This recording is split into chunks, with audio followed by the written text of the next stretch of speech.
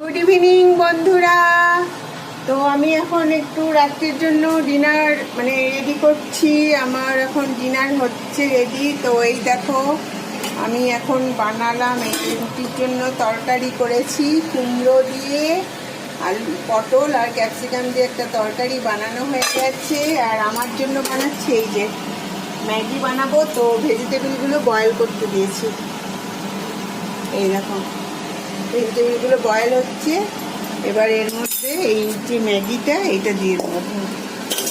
ম্যাগিটা এই ভেজিটেবল এর মধ্যে দিয়ে দিচ্ছি। ম্যাগিটা এটা হচ্ছে আজকে আমার ডিনার। এই যে মশলাটা ইয়ে করে ছাড়িয়ে রেখে দিয়েছি, কেটে রেখে দিয়েছি।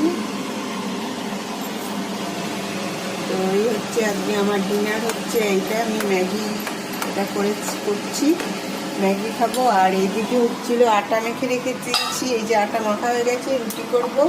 রুটি তো আমার হাজব্যান্ড খাই, তো হাজব্যান্ডের জন্য রুটি আর তরকারি।